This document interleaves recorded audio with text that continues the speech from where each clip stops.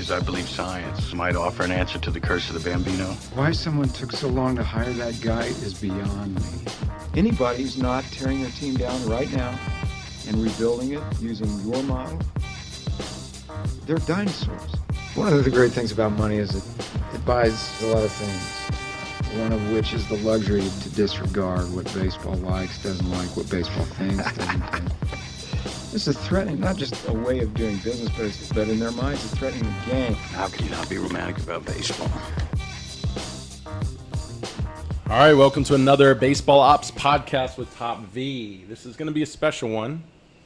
We're not interviewing a business here. We're not interviewing a coach. What we're doing is we're interviewing an experience. We're going through an experience of a young player and parent who also is a professional athlete, ex-professional athlete, and their experience of really what the market is today. What the market has been this trend in baseball of weighted ball training. And this is a story of a 15-year-old who has been seriously injured, a great upcoming 15-year-old that has all the potential in the world, still does. But talking about how he's been seriously injured by unfortunately not knowing what he was up against with this new approach, or I wouldn't say new, this revamped approach to player development. What do you think, Stephen? Yeah, I mean, I think more guys need to start coming out with their stories on this, because it is something that's exploded in the baseball world as this superior form of training, especially for velocity enhancement, and we've been speaking out against it for a while now. That it has a pretty high percentage of a chance of injuring guys and doing more harm than good. And is the risk really worth the reward? And I think this interview is a good experience that's laid out by Jason and Noah on a bad experience with it. And I think there's a lot of people out there who have similar stories that haven't come out and kind of voiced their opinion, but it needs to start being put out there. People's experience with it, good and bad. And that's all we're trying to do. We're not saying this is everyone's experience, but we're saying we do hear this a lot. Yes. This has come, the trend has shown up, two or 3 years ago, and because I was such an advocate about not using weighted balls due to the stress that I know it puts on your body, because I had personally experienced it before my injury. And for example, when we interviewed Jim Parquet, he credited it to ending his major league career, and a lot of the bad things I've seen through it in using it in training. And I know, just knowing the biomechanics, what it potentially can do to your arm. And now we have Mike Reynolds' study on 6 weeks of weighted ball training with 35 guys. It seriously injured one guy in the 6-week study, and 2 others were injured as well. But one of them had to have surgery. And then it showed that you, after the throwing the weighted balls for that 6 weeks compared to throwing the regular balls, that you were 78% at a higher risk of injury from there on out. Now we know that there's a problem here, and that it's not this the wave of the future, which Major League Baseball wanted to make it sound like. And this needs to get out. People need to hear these stories. I know they've heard enough from me, and I've shown as much science as we can show that that what we have so far is it's showing injury, almost to me conclusive, even though it's never conclusive. We do need more studies, but here's a first-hand experience, guys, of what risk you are taking, and I want people to hear this because I want to save careers, guys. I want a 13, 14, 15-year-old kid to go, Brent, I didn't do weighted ball training because I heard this interview, and Noah's experience changed my perspective, and we might have saved his career. I think this is what I want to do with this episode here and this show. So any last words? Well, yeah, I mean, I just think I don't want people to think that it's like we're out just demonizing on this campaign against weighted balls. Understand that weighted balls are a tool, and we understand that, but defining what the tool is for is going to be huge, and it's what baseball needs moving forward. Is it a velocity enhancement? I think that is the biggest mistake people are making, and it's being so exploded throughout all of baseball, to the point where I have guys reaching out to us on Snapchat saying my coach is forcing me to do weighted balls and my arm hurts. What do I do? And it's unfortunate because we're using this approach for a velocity enhancement, and we're seeing so much injury coming from it that it's really it's accelerating the injury rate in baseball with shoulder and elbow injuries. And I think baseball really needs to, like Brent's talking about, we need to educate, get more stories out there, need more studies, and really start narrowing down what this tool is used for. Is it a warm-up tool? Is it an arm path tool? But I think what we're finding is it's most certainly not a velocity enhancement tool over your off season. Great point. So here we go. Let's get started with the interview. All right, here we go. All right, Brent Porcio here with the Baseball Opps podcast with Top Velocity. And we decided to make this a special show. We have we have basically a father and son that's going to be on the show today with Coach Zinger.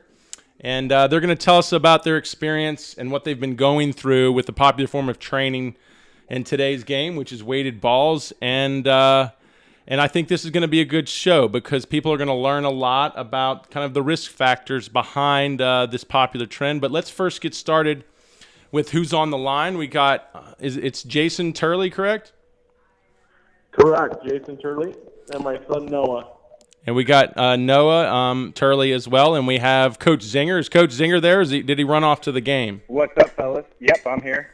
All right, well, we might lose Coach Zinger in the next few minutes. He's coaching a game right now.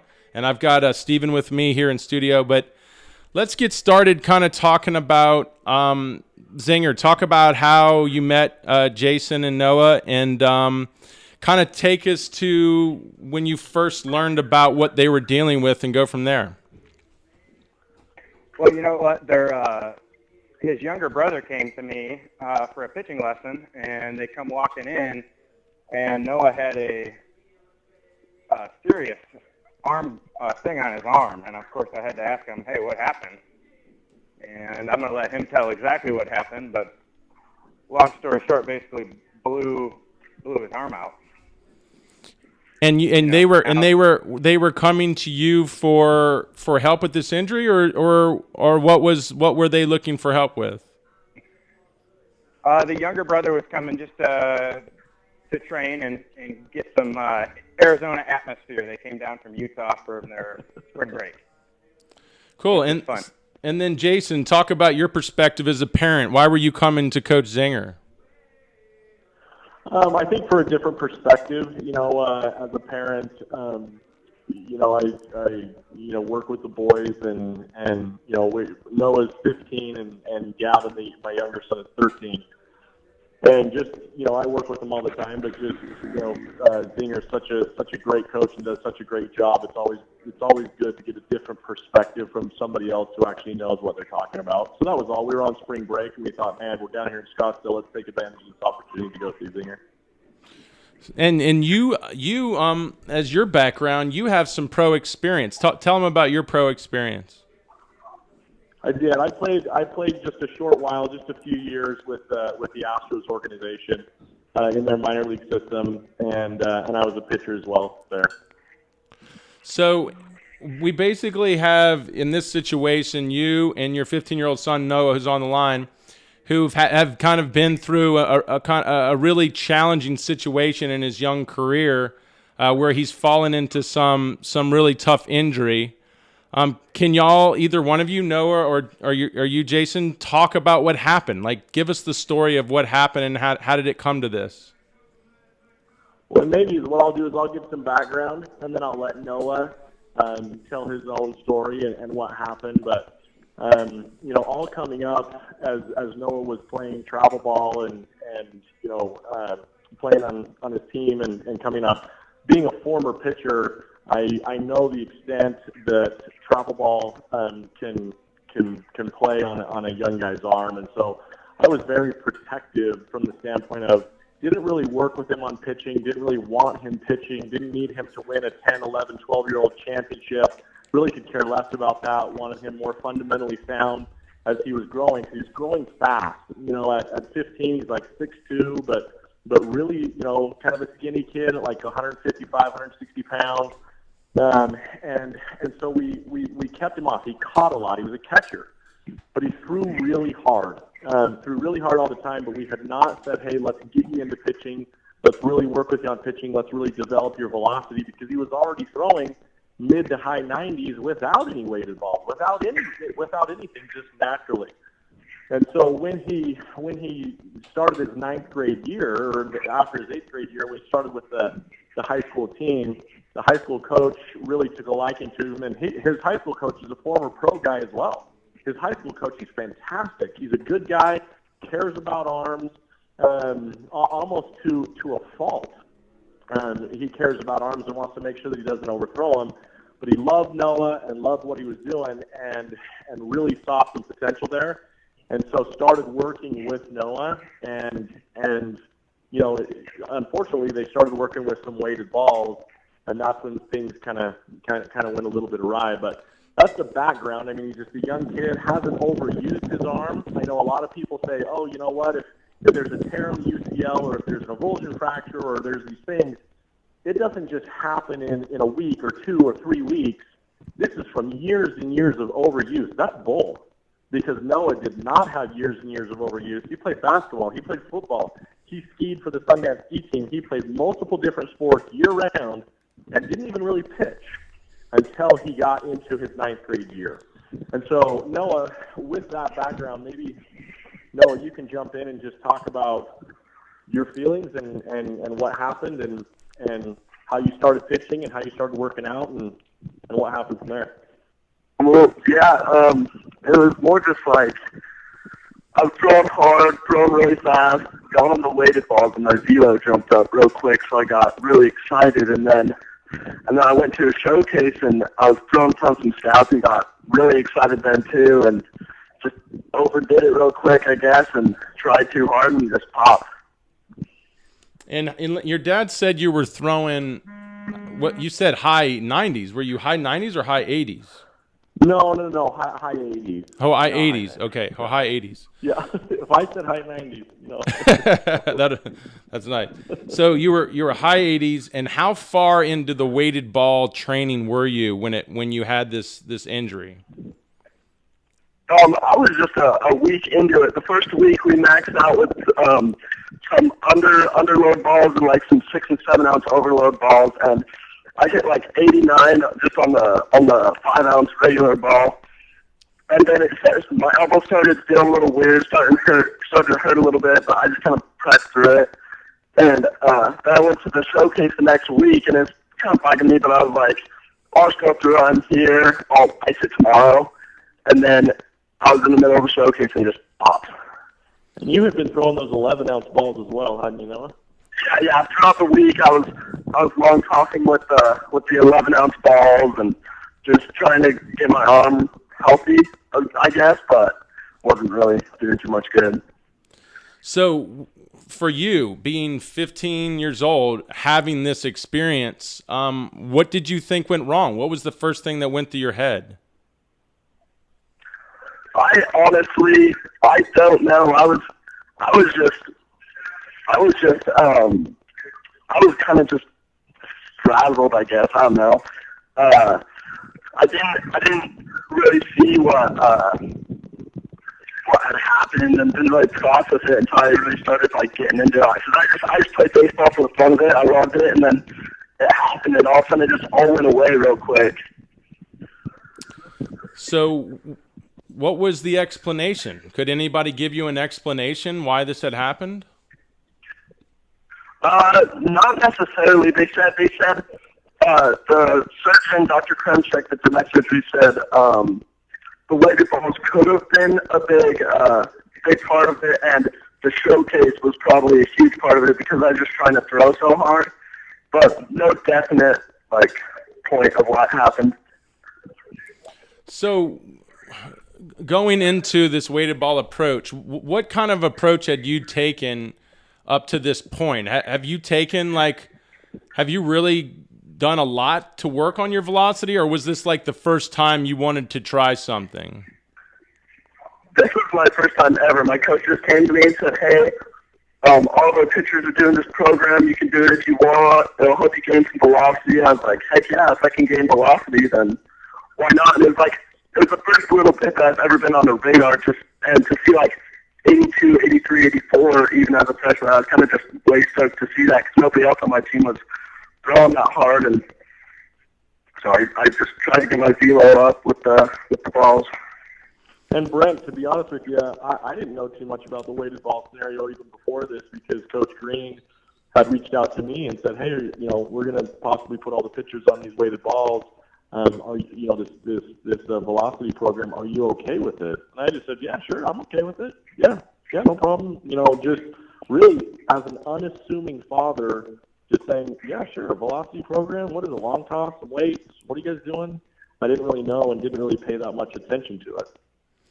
Right, and that's unfortunate. I think everyone's been caught in that because we've seen a real hard trend for using these weighted balls for velocity development, and all these academies are using it, but yet we don't have enough studies to show the health of them. And they've been around for a long time, and a lot of coaches have turned away from them hard and have talked about the injury potential that comes from them. But we just recently got a study that's the first study to look at the stress that it puts on the arm, and now we're just learning that it's showing that it makes the pitcher more susceptible, significantly more susceptible to injury for what it does to the shoulder and potentially the elbow. So you're right. It's unfortunate.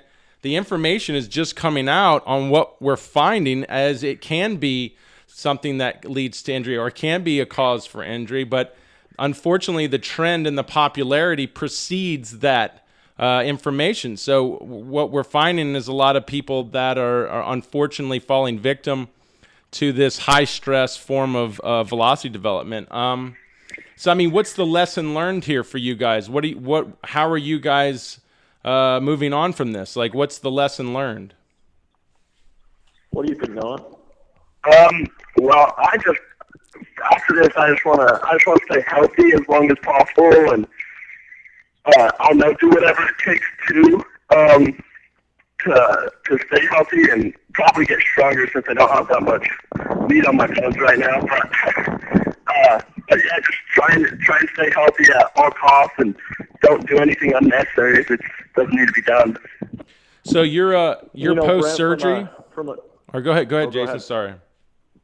I was just going to say, from a father's perspective, I look at, and also from a professional's perspective as well, and I think that's a dual perspective that's important here, because a lot of dads are just saying, "Hey, well, yeah, if it's going to help you throw hard, then that's probably the way to go, and that's probably really important." And I think command is, for a pitcher, command is going to be absolutely critical for him, and the risk is just absolutely not worth the reward with these weighted ball programs.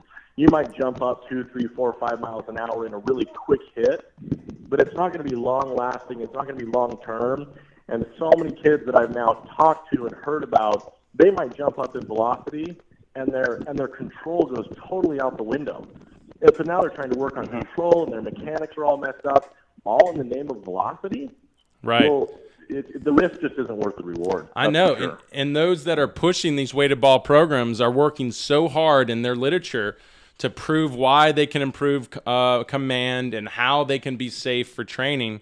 And unfortunately, I just don't think they're ever going to solve this impossible equation that a more extreme throwing causes more arm injury. I don't think you can fix the arm injury epidemic we have with more extreme throwing. I think it's ridiculous. So unfortunately, we talked about the horse, right? What'd you say? I say it's putting a cart in front of the horse. It's yes, you might get some quick bursts, but then is it going to last long term, and does it transfer to ultimately to the mound? Which I think is a whole other topic. But if we're risking a kid's career to gain 2 or 3 miles an hour when they're young, what's the point of that? Exactly. And John, the point that you make there, John, especially when they're young. I mean, these kids are still growing. Their bones are growing. Their tendons are growing. Their ligaments are growing. I mean, Noah has 15-year-old tendons. They're throwing 90 miles an hour with 15-year-old tendons because weighted balls helped him to get there. As I did more research on it after this happened, because I'm kind of a research guy, I'm like, look, Noah was on his way. I threw mid-90s in high school. Noah was on his way to potentially doing that as well. And what I found out is, a lot of these weighted ball programs are saying, hey, look, they don't advertise this, but after the fact, they're saying, hey, look, the only guys that should really be using weighted balls are guys that have spent years weight training and have a serious base, below them. And then even if they're using the weighted balls, it's not really for velocity. It might be for some strength and conditioning and different things like that, but certainly not, 15, 16, 17-year-old kids that are still growing. They actually said that one of the programs that I talked to actually said that Noah, who's a 15-year-old kid who's over 6 feet tall, skinny, and throws hard, is the poster child for someone who's going to blow up their arm on a weighted ball program. But you won't see that advertised anywhere. Right. So if he's the poster that child, definitely doesn't sell. but if he's the poster child, Yeah. why are they still marketing to those people in that age group? So I mean, If there is a poster child, why are they marketing it at all? exactly. Why I is the see 'em program even even younger than exist? that doing it too. I see younger guys doing it with. They haven't even figured out fastball command yet, and they're worried about their velocity. And it's like, well, hey, dude, how about some fastball command first? What do you think? Right, exactly. I think it's really trying to feed the need or the desire to want to throw 100 miles an hour. It's feeding that, but it's feeding it with a quick, bump in velocity with a high risk of injury on the back end. And I think it has no place in the market strictly on the fact of the averages that are being injured by it, which are a lot higher than just Noah and what he's experienced. There's a lot of kids that are going to listen to this that are already experiencing arm pain, that have already probably had the injury. And it's hard to find a place for weighted balls in this game and in this market for everything that we're mentioning. Brent, that the companies, don't get me wrong, I don't know these guys personally or anything like that, but I think they prey a little bit off of today's society where these young kids, they're on their phones and they're on YouTube and they're on their iPads. They want everything like now. They want everything fast. They want Hollywood. They want it now. Right. And so they're like, well, if I can bump 5 to 10 miles an hour in 30 days, that's my gig. I'm on. Let's go. Exactly. They want it now, as opposed to saying, hey, look, you're a freshman. Let's put you on a 3-year, 4-year program. Right. So you're peaking at the right time. Your structure is correct. Your mechanics are correct. And yeah, when you're a junior, when you're a senior, and you're strong, you're throwing hard, and you're doing it right, and you're an actual pitcher instead of just a flamethrower. But we all know that I don't care if you throw 100 miles an hour. If you can't pitch, you're going to get rocked at the next level anyway. Yeah, and I think the crazy part is not only these other private companies are pushing this, but it's now all the way up to the major league level. We now have even the book with Jeff Pisani wrote the book The Arm about the epidemic of arm injuries, and at the end of the book he's pushing weighted balls. And then you have Yogi Berra's niece, I forgot her name, but an analyst for MLB baseball, and she's saying is this the wave of the future? And Major League Baseball is now pushing weighted balls. So they are responsible for what is going on with our youth who are being subjected to this form of high-risk training. And I think if they are using weighted balls, maybe for strength training or something, or deceleration or whatever, but if their focus is on, look, I'm using these weighted balls to have my velo pop in the next 30, 60, 90 days, and it's this short fix and it's this shortcut to what I'm actually trying to accomplish, I think that's just an absolute recipe for disaster, whether whoever's saying it. I don't care if it's a big league team. I don't care if it's whoever it is, because you're right. These young kids get a hold of it because it's their dream, and they're like, okay, well, if I'm going to go to a showcase, I got to throw hard. How am I going to get there? I don't have anybody to teach me, but this guy on the internet saying that I can bump 5 to 10 miles an hour if I just go throw this 11-ounce ball as hard as I can. Exactly. It's irresponsible. Yeah, so Noah, talk about the surgery. Like, what did they have to do to your elbow specifically? So they went in and they had the medial condyle bone was just hanging by the ligament, and so they had to go in and put a screw through that. So then they wrapped the UCL in collagen and put splints all through it, and it's pretty gnarly. They said it was one of the first they've ever done. Wow. Of its kind. 'Cause most people don't think that the bone can pop off and the UCL can tear at the same time. But in my case, it did, so they said it's pretty rare. Wow. So It's a pretty high risk, activity, right? Which now we're learning, but it's like if we're going to see extreme, if we're looking for extremes, I mean, then you're going to be one of those outliers, and it's thankfully for you, you're young and you can learn from this and you can share like you're doing now, share with others so that they are aware of the situation, but also for you, you get to learn, more ground up approach, and you get to learn, building your body from that ground up. yeah, exactly. Yeah, that's actually one thing I'm kind of glad about. That now in the future I'll have so much knowledge of my elbow. And if it's hurting or it's tweaking somewhere, I can just shut it down right away instead of pushing through and just thinking, oh, I'll ice it tomorrow. I'll know what's going on, and it will most likely not happen again. Right. I mean, you have learned an incredibly valuable lesson. I mean, I'm someone who had the rotator cuff surgery when I was 18 years old, and it devastated me because doctors said I'd never play again. So you're in the same thing. I learned so much to the point I now educate people about it. So it's going to give you. Hey, I got to run, boys, but I look forward to hearing the rest of this. All right, Zanger, man. Thanks for being on. Okay, Zinger. All right, fellas. So Noah, it's going to give you a great understanding of the health of you.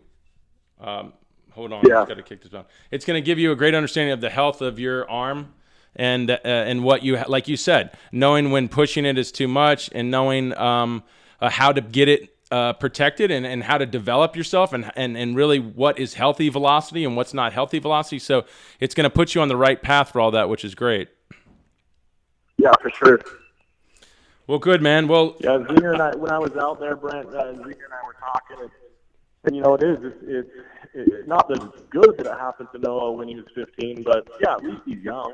At least he's young, he's got some time, but he had to give up a whole year of the thing that he loves because of just this, and it just seems so trivial that this would cause a whole year out. But yeah, he does have time to come back and to heal and to come back hopefully, for him, stronger than ever. But I think something that people need to really take into account is, the young kids are doing it, but what if you're 16? What if you're 17? What if you're 18? You're trying to get that last 5 miles an hour of velocity, and you're a junior, you're a senior. If you blow your arm out because you're just trying to do the quick game and trying to just go throw a ball, at 11-ounce ball and trying to do that so you're going to get some velo, if you blow your arm out when you're a junior or senior, you could ruin every opportunity that you potentially could have had if you just went about it the right way and didn't try to do it with weighted balls. Yes. Zinger brought up when we were out there, he's all, imagine if this would have happened when you were in single A or double A or at college. Yeah. There's a lot of guys that are jumping on in college, and some of these guys, because they're just saying, what's that edge? And they're jumping on. And imagine if you blow out your arm then. I mean, the edge just is not worth it. I mean, that's just all there is to it. And they don't know that it's not worth it, and almost until it's too late. It's a great point. I mean, I was 18 when it happened to me, and it was the worst time because I was in JUCO, and I was trying to impress D1s, and it completely it eliminated that. I mean, the rest of my career, I was always just trying to scrap and fight for just any little piece I could get of my dreams that I feel like it almost had crushed for me because it had happened at such a bad time. So I appreciate this, guys. I think this helps. And I mean, Noah, I want you to come out of this to where, like you said, you've learned a lot, and someone like me and Zinger are here to help you through the process. I mean, you still are going to have an amazing career, so don't let it set you back. I just think this really helps those kids out there that are blindly going into this, and I think we'll give you the last word. I mean, what do you want to say to those kids that are kind of your age looking at these programs to help them gain velocity? What do you want to say to them? I mean, I guess I would just say shut it down when you first feel that first tweak, and try and do it the right way. Try and be as strong as possible and as good as possible without doing it too quick. And I guess that's all I have to say. Yeah. Well, I appreciate it, man. And Jason, I think you gave us a lot of words of wisdom to go by, and I'm sure you're going to take a different perspective with your next son. I think Noah can even help him in his own development. But I mean, for your last words, how does this change your perspective going forward with your 13-year-old? I think the only perspective that I have is, for anybody that's out there that's potentially considering weighted balls, I would just say, just do your research. Just know what you're getting yourself into. It's not what it's cracked up to be. Just know that it's not what it's cracked up to be. You may gain a little velo off of it because you're going to get a little bit of, just this overload, underload principle. You may see a little bit of a jump, but the risk just is not worth the reward. Weighted balls are not going to get you to the big leagues. That's just all there is to it. Weighted balls are not, but they could absolutely take a contract or a scholarship away from you. That's for sure. And people have asked me, they're like, well, what do you think about it? But I'm saying, look, I as far as weighted balls are concerned, again, maybe there's a place for like strength conditioning and stuff like that. But I promise you, my 13-year-old boy will never use weighted balls to try to gain velocity. That's absolutely for sure. Well, Jason and Noah, thank you so much. I think this is going to help a lot. I think you're going to save a lot of careers. I don't think you understand the impact this will probably have. So I really appreciate it. And I wish y'all both the best. I think your whole family is going to be very successful. So thanks for doing the show, guys. Okay, Brent, thanks. All right. Thanks, Noah. Best of luck, man. Let's talk to y'all soon. Yeah, see ya. See ya. It's chilling. It's almost chilling to hear what Noah's had to go through this early in his career. I think that is the plus, that it didn't happen even later. When it happened to me at 18, it really devastated me. So I'm glad he's young and young enough to recover from this, and I hope the best for him. I really do, and I'm here to help. But it's chilling when you hear what he's had to go through, knowing that this kid is something special. Because he genetically has it. He has a father who's played at a professional level, and like you said, through in the mid-'90s in high school. So it's really upsetting to hear that, but we wish him the best. I hope you listen to his father. I hope you listen to Mr. Turley. I think some amazing words of wisdom. I hope this plays as a cautionary tale for anyone deciding to use weighted balls, and I really hope that anyone out there that is considering weighted ball training for velocity training it has an opportunity to listen to this podcast. And if you want to help, you need to share this. You need to put it out there. You need to send it to your coach, to your team. It should be something everyone listens to, because this is the risk that you take when you decide to use weighted ball training for some type of performance enhancement.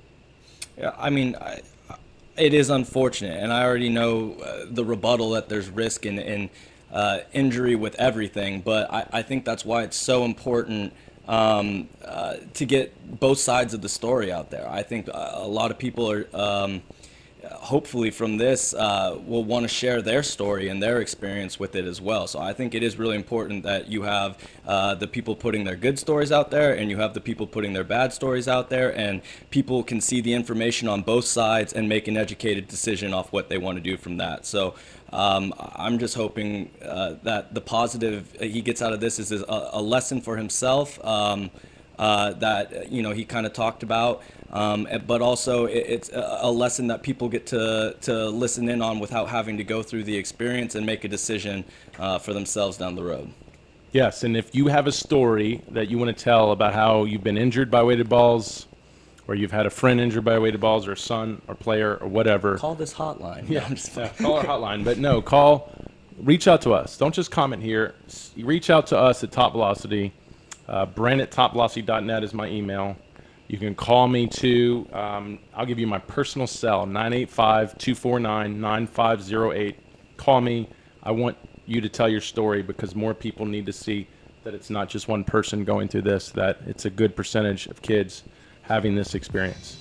So appreciate you guys listening. Stay tuned for the next episode.